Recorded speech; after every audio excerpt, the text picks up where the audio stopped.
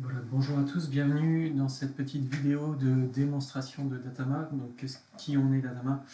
Une entreprise qui permet d'accélérer vos décisions, de les rendre plus intelligentes à partir de modèles analytiques qu'on met à disposition via une plateforme. On va tout de suite aller sur la plateforme Datama, solution.datama.fr. Vous loguez ici, si vous n'avez pas de compte, vous pouvez créer un compte qui aura des droits limités.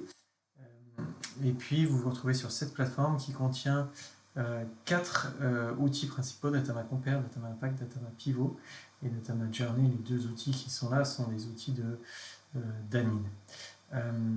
Voilà, à quoi servent ces différents outils? Je vais commencer par la démonstration de Datama Compare. L'idée Datama Compare, on est parti du constat que beaucoup d'entreprises passent beaucoup de temps à essayer d'expliquer un écart de performance, et en particulier pour les sites internet, expliquer par exemple un écart de conversion entre deux variantes d'un A/B test par exemple, ou entre deux périodes de temps, l'année dernière versus cette année.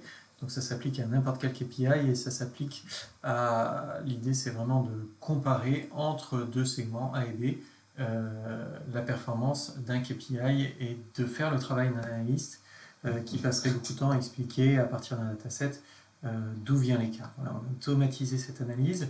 Le type de dataset que vous allez mettre dans Datama, ça ressemble à ça. Alors, je vais prendre un use case Web Analytics parce que c'est le cas le plus classique chez nos clients, mais vous aurez le lien vers ces sources. Vous voyez qu'il y a pas mal d'applications dans le domaine du marketing, acquisition, product, évidemment, A/B testing, et éventuellement en contrôle de gestion ou autour des questions financières. Je vais reprendre ce use case. Ça, c'est une source, typiquement pour Datama. Si je trouve ici, vous avez la documentation qui explique comment constituer une source pour Datama. En gros, il faut que, comme dans n'importe quel outil un peu data, on distingue dimensions et métriques. Les dimensions étant ce qui est ici en vert foncé, date, medium, device, page, gender, qui sont là spécifiques à mon use case, mais qui sont en fait les dimensions qui comptent pour mon business et qui vont pouvoir, que je m'attends à voir potentiellement, expliquer un écart de performance. Donc là-dessus, il faut être assez créatif en fonction du type de données que vous pouvez sortir de votre data warehouse ou de vos différents outils de collection de données. Et en particulier, il y a une colonne ici qui vient en premier, qui va être celle qui va nous intéresser pour Datama Compare, qui est la colonne qui définit ce qu'on va comparer, en l'occurrence last year versus this year. Et puis ensuite, il y a une série de métriques qui sont ici dans l'ordre d'un funnel de conversion, c'est-à-dire il y a une certaine logique à l'ordre de ces colonnes. En fait, KPI principal qu'on va chercher à suivre ici sont les revenus. Ça, c'est la vraie métrique qui m'intéresse, quels sont les revenus. Mais en fait, en tant qu'analyste, j'ai l'habitude de les décomposer en un certain nombre de ratios, en un produit de ratios que sont mon volume d'utilisateurs, mon taux de session par utilisateur, mon taux de checkout per session, purchase per checkout, revenu per purchase, etc. En gros, n'importe quel business peut décomposer ses revenus en un volume fois un prix moyen, par exemple. Et donc, c'est ces différents ratios. Si on va jusqu'à la marge, on a ensuite un taux de marge. C'est ces différents ratios qui vont constituer ce qu'on appelle chez Datama l'équation de marché, qui est la manière dont je vais lier les différents sous-indicateurs, performance indicator en anglais, au vrai KPI que je cherche à suivre, en l'occurrence mes revenus. Donc ici, je me trouve dans l'interface Datama Compare.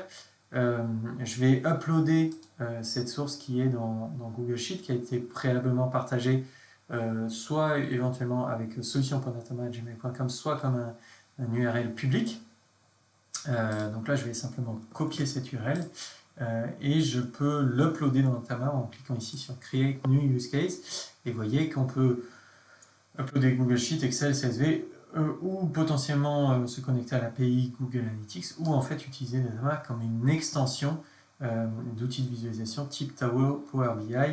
On a des tutoriels spécifiques pour ça. En l'occurrence, c'est une Google Sheet. Pour la démo, je vais utiliser un raccourci qui consiste simplement à coller l'URL pour que ce soit plus court. Donc je copie l'URL ici et je le colle, CTRL V. Et vous voyez qu'il va aller chercher la donnée dans la Google Sheet. Et ici, je garde une petite case cochée qui dit My source is in line with Datama Standard. Ça veut dire quoi? Ça veut dire qu'on respecte les directives qui ont été données ici.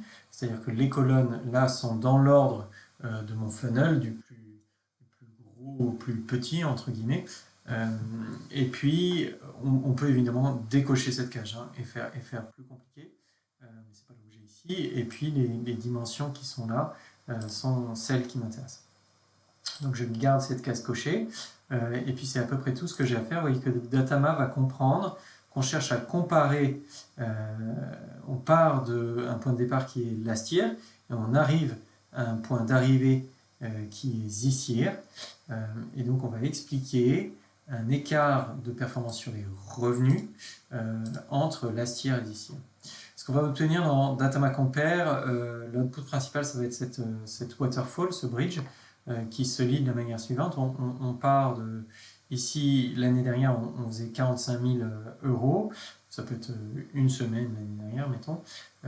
Et cette année, on fait 32 000 euros. On cherche à expliquer cet écart. Et en fait, Datama va décomposer cet écart par différents facteurs que sont un volume d'utilisateurs, un taux de session par utilisateur, checkout per session, etc. Donc, si je prends par l'exemple de checkout per session ici, qui est le début de mon funnel de conversion, il a baissé year over year de moins 26,7%, de 0,04 à 0,03, ce qui a un impact sur le revenu, c'est-à-dire toutes choses égales par ailleurs, ça me fait perdre 12 298 euros. D'accord? Et donc avec ça, on arrive à voir rapidement que checkout per session a beaucoup baissé, et ça a un impact important sur mon revenu. 2, le volume d'utilisateurs a aussi baissé. Jusque-là, ce sont des KPI qu'on aurait potentiellement dans des outils de visualisation sous un format qui serait plus proche de la vision funnel qu'on a ici. C'est-à-dire qu'on aurait tous les indicateurs, user, session per user, etc., leurs variations year over year, éventuellement, dans un tableau, dans un data studio, leurs valeurs sur chaque période. Ce qui est intéressant là, c'est qu'on a traduit ça partout en revenus pour pouvoir le représenter sous ce format de waterfall qui a le grand mérite d'être assez visuel et très lisible par des dirigeants qui aiment voir des boîtes rouges et des boîtes vertes pour expliquer des écarts et potentiellement intégrable dans un PowerPoint assez simplement. Maintenant, ce qui est intéressant, c'est qu'on va aller un petit peu plus loin dans l'analyse. Ici, je ne sais pas si vous vous rappelez, on avait un certain nombre de dimensions, medium, device, and page earner, qui vont venir, qui sont typiquement les dimensions que je vais regarder en tant qu'analyste pour essayer d'expliquer maintenant cette baisse de conversion. On a vu checkout per session qui baisse de 27%. Est-ce que j'ai un des sous-segments en particulier qui drive cette variation? Est-ce que je peux dire que c'est de la faute du desktop, du mobile, etc. Donc je vais cliquer sur cette boîte, on va la voir s'ouvrir. Vous voyez qu'on a toujours cette boîte globale de moins 27% qui faisait perdre 12 000 euros, je crois. Et là, Datama va vous dire la dimension la plus intéressante pour expliquer cette variation, c'est la dimension médium, parce que d'une part, il y a un effet mix qui est important, d'autre part, un effet performance qui est important. Alors, un effet mix, pour ceux qui ne sont pas familiers, on parle parfois de paradoxe de Simpson, ou, enfin, selon les cas. L'effet mix, pour faire très simple, je vends des Clio et des Porsche. L'année dernière, je vendais 90% de Clio. Cette année, je vends 90% de Porsche. On sent bien que mon prix moyen va augmenter, forcément. Je vends beaucoup plus de Porsche. Mais en soi, ce ne sont pas les responsables du pricing qui ont fait augmenter le prix, même si je vois le prix moyen augmenter. Ça se trouve même, j'ai baissé le prix isolément. Mes Clio coûtent moins cher, enfin sont vendus moins cher, et mes Porsche sont vendus moins cher. Mais parce que j'ai vendu plus de Porsche, je vois mon prix moyen globalement augmenter. Bon, ben ça, c'est un effet mix très basique sur un prix, sur un effet mix produit. En fait, on peut avoir des effets mix un peu sur n'importe quelle dimension. Et typiquement sur les sites web, ce qu'on observe, c'est des baisses conversion year-over-year, par exemple, qui sont liés à des effets mix sur le device. J'ai plus d'utilisateurs mobiles que l'année dernière. Or, les utilisateurs mobiles convertissent moins bien, que ce soit l'année dernière ou cette année. De toute façon, ils ont des gros doigts, ils convertissent moins bien. Donc, globalement, ma conversion baisse. Mais en soi, peut-être que le mobile a augmenté en conversion, le desktop a augmenté en conversion, c'est juste la moyenne des deux qui a baissé. Bon, tout ça pour expliquer cette histoire de mix qui ici est sur une dimension médium. Et deuxièmement, une problématique de performance sur ce net de cet effet mix. J'ai certains segments qui ont baissé et qui ont baissé en particulier. Ce qui m'intéresse, c'est s'ils ont baissé plus vite que la moyenne. En l'occurrence, on a le segment organique qui a baissé de 0,02 à 0,01 en checkout per session. C'est moins 46%, c'est plus vite que la moyenne. Et donc, il y a un effet, un flag particulier à mettre sur ce segment organique. En fait, on peut retrouver tout le détail de ces éléments-là qui sortent ici dans la visualisation qui est ici, dans la partie détaillée, c'est-à-dire que je zoome sur cette étape checkout per session et cette dimension médium. Ils sont zoomés par défaut parce qu'en l'occurrence, c'est ce qui est le plus intéressant pour cette étape. Et vous voyez qu'ici, on a en axe des X le pourcentage de session, l'entrée, ce qu'il y a en entrée dans le mix. En axe des Y, la métrique en question, checkout per session. Donc ici, le mix, ici, la performance. Et puis, la petite bulle, ça va être mon point de départ, en l'occurrence last year. Et ma grosse bulle, ça va être mon point d'arrivée, this year. Donc vous voyez que le referral, il partait l'année dernière d'un mix, on ne voit pas la petite bulle, il partait l'année dernière d'un mix à 37%, il vient cette année à un mix à 32%, or il convertit beaucoup mieux que la moyenne, donc le déplacement de cette flèche vers la gauche induit tout simplement un effet mix qui va faire baisser la moyenne de ma conversion parce que ce referral globalement convertit très bien. Par ailleurs, on a l'organique qui lui convertit pas très bien, qui a augmenté dans le mix et qui a nettement baissé en performance. En fait, il est tombé quasiment de moitié de 0,02 à 0,01. Et donc, c'est ce qu'on retrouve ici dans la waterfall qu'on a. J'aurais très bien pu m'intéresser en tant qu'analyste à une autre dimension, mettons la dimension gender. Mais en fait, Datama m'a suggéré un ordre des dimensions pour regarder, pour expliquer cette variation. Il a dit la dimension médium, c'est la plus intéressante. La dimension gender, elle existe. On peut bridger sur cette dimension. On peut toujours dire c'est la moitié, c'est de la faute des hommes. La deuxième moitié, c'est de la faute des femmes. Mais en soi, c'est pas passionnant parce qu'il se passe rien d'un point de vue effet mix. Et d'autre part, les hommes et les femmes baissent en fait à peu près dans le même ordre de grandeur et que le fait que ce soit drivé par les hommes est simplement lié au fait qu'ils représentent 70% de mon mix. Mais il n'y a pas grand-chose à raconter là-dessus. Et si en tant qu'analyste, je vous fais une slide pour vous expliquer « Ah, si je le split par gender, voilà ce qui se passe », vous n'avez pas appris grand-chose à la fin de la journée. Parce que c'est pas très activable en tant que décisionnaire. En revanche, la dimension médium, il s'y passe quelque chose et là j'ai envie de creuser, j'ai envie d'appeler mon responsable organique et de lui dire « Allô, qu'est-ce qui se passe? Tu as augmenté dans le mix, on a baissé le mix referral et ta performance a très nettement diminué. Okay » Ce qui est intéressant ensuite, c'est que Datama va encore un cran plus loin et va vous créer en fait les bullet points, l'executive summary qui va avec, qui est en fait ce qu'on aurait écrit sous une slide pour expliquer le key takeaway et va vous parler uniquement de ce qui est intéressant. C'est-à-dire qu'on vous parle aussi par ailleurs, le volume de users a baissé, hein, c'est aussi un volume de referral qui a nettement baissé. Et là, contextuellement, Datama va vous expliquer pourquoi. Et vous voyez que du coup, il n'y a plus qu'à copier ça dans un PowerPoint et on est bon.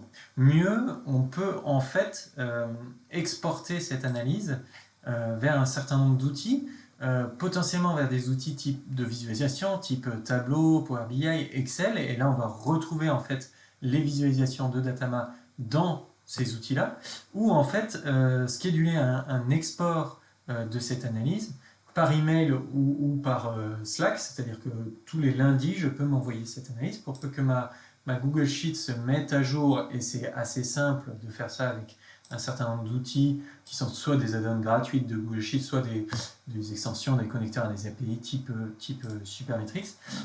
Et à ce moment-là, on va pouvoir récupérer, sans même se loguer dans Datama, l'analyse que vous y avez ici, mise à jour de manière quotidienne, si on le souhaite faire de manière quotidienne.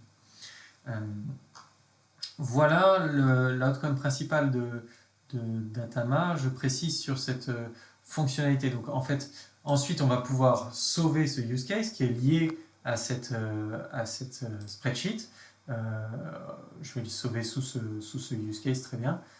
Et puis on va pouvoir du coup retrouver ce use case quand on va se loguer et potentiellement partager les visualisations dans d'autres outils type Data Studio par exemple. C'est-à-dire que je peux prendre cet executive summary ici, autoriser le partage, copier l'URL et inclure ça dans un outil comme Data Studio sous la forme d'un URL inclus. C'est-à-dire ici, ça c'est simplement une visualisation de Data Studio et ici, ce sont les pointeurs vers la visualisation Datama qu'on vient de créer. Et vous voyez que du coup, on peut retrouver l'executive summary qu'on vient de voir ici dans le rapport Data Studio. Ce qui est quand même nettement plus insightful que le tableau qui reste à triturer pour expliquer l'analyse. Je reviens dans Datama Compare. Cette analyse de comparaison, du coup, on comprend qu'elle peut aller très loin. On peut imaginer en fait énormément de use cases, comparer de périodes de temps, comme on vient de le faire, mais potentiellement aussi comparer deux variantes d'un A/B test. Vous voyez que je peux très simplement avoir un dataset qui contient variante A, variante B, à nouveau différentes étapes de mon funnel de conversion, différentes dimensions, device browser en l'occurrence. Je vais copier cette Google Sheet, vous voyez que ça va aller un peu plus vite. Je vais coller simplement et voilà, c'est tout ce que j'ai à faire. Il a compris, je teste A et B. Encore une fois, je cherche à expliquer un écart de revenus. Je fais moins 8,56 sur mes revenus. Immédiatement, je suis capable de dire c'est drivé par une baisse de taux de conversion à l'étape 2, de taux de passage de l'étape 1 à l'étape 2, de moins 5,5. Et cette baisse de taux de passage, en fait, elle est drivée par une baisse assez drastique, hein, on la voit ici, du mobile sur Chrome, potentiellement un problème de mise en production dans l'A/B test, simplement peut-être un problème de tagage, mais c'est toujours bon à savoir et à corriger rapidement. Et donc il nous dit tout simplement, voilà, c'est le mobile Chrome. Donc vous voyez que dans l'analyse aussi, on crée les différentes combinaisons de dimensions possibles, c'est-à-dire qu'on ne s'arrête pas simplement à analyser dimension par dimension, mais on crée ce qu'on appelle une combined dimension ou même une smart dimension qui est la meilleure des dimensions parmi toutes les combinaisons possibles de dimensions, parmi toutes les paires de dimensions possibles analysables dans un dataset. Il faut savoir qu'un dataset, ça peut atteindre assez rapidement des volumes importants, et c'est là que Datama va devenir intéressant. Donc, ça devient intéressant de pouvoir créer toutes les combinatoires possibles. On va retrouver éventuellement ces analyses et on peut jouer, vous voyez, avec ce qu'on appelle cette équation de marché, c'est-à-dire qu'en l'occurrence, je cherche à suivre mes revenus, mais mettons que je sois dans un A/B test, hein, A versus B, donc en fait cet effet volume, là, qui est au début, cet effet volume sur les visites, ça ne me sert à rien, parce que par définition, entre A et B, je répartis de manière équitable le trafic, et donc je vais sauter cette étape visite, et je vais refaire tourner l'analyse, et vous voyez que je vais passer d'un seul coup en revenu par visite. Dans Waterfall c'est la même, mais simplement on a sauté cette étape visite parce qu'elle n'était pas très intéressante. Et en fait je peux jouer comme ça avec l'équation de marché, réduire en fait les étapes et dire simplement, moi tiens je vais faire l'analyse bêtement sur purchase per step 2 et step 1 per visite. Voilà. Et vous voyez qu'on n'a plus que 3 étapes dans le Waterfall. La step 2, pardon, on est passé à la step 2, des visites au detail page, le detail page à step 2 et de step 2 à purchase. Okay, Voilà, je vous fais un dernier use case pour l'exemple, sur un exemple marketing. Je prends deux campagnes, j'essaie d'expliquer un écart de performance entre deux campagnes de mailing où les emails sont envoyés, ouverts, cliqués, etc. Bon, ben, on a compris la même chose. Cette fois, on va juste comparer deux campagnes A et B, et puis on va obtenir le même type d'analyse, mais cette fois entre deux campagnes. Donc, on sent que les use cases peuvent être assez importants, et évidemment, il y a un certain nombre de refinements ici dans la partie settings. Qu'est-ce que j'oublie sur cette partie Datama Compare? Je crois que c'est à peu près tout. Voilà, on retrouve des liens un petit peu partout dans la documentation. Donc si je prends par exemple cette waterfall, non seulement on retrouve l'executive summary, mais on retrouve éventuellement le lien vers la documentation Datama qui va vous expliquer comment ce graphe est généré et à quoi il sert. Et puis, c'est à peu près tout pour Datama Compare. Voilà, je vous remercie beaucoup de m'avoir écouté. J'espère que cette démonstration sur Datama Compare est claire. N'hésitez pas à suivre les autres liens vers les autres outils Datama. Et puis, je vous dis à très bientôt. Au revoir.